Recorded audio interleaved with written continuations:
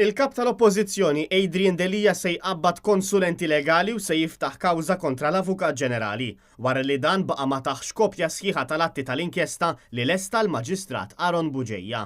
Wara t-talba li għamel biex tingħatalu kopja sħiħa tal-inkjesta, il-kap tal-Oppożizzjoni kien aktar kmieni din il-ġimgħa daħħal protest ġudizzjarju kontra l-Avukat Ġenerali fejn kien taħ 24 siegħa żmien sabiex jagħtih kopja sħiħa.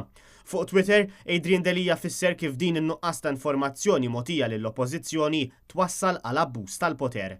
Fi stqarrija l-Partit Nazzjonalista stqar li bid-deċiżjoni tiegħu li ma jagħtix kopja sħiħa tal-inkjesta lil kap tal-Oppożizzjoni, l-Avukat Ġenerali qed joħloq żbilanċ politiku bejn il-Gvern u l-Oppożizzjoni, b'detriment għall Partit Nazzjonalista. Dan għaliex il-Prim Ministru u l-kap tal-Partit Laburista Joseph Muscat għandu kopja sħiħa tal-inkjesta u kull ġurnata li tgħaddi dan l-iżbilanċ qed jimmili ta' favur il-Gvern u l-Partit Laburista.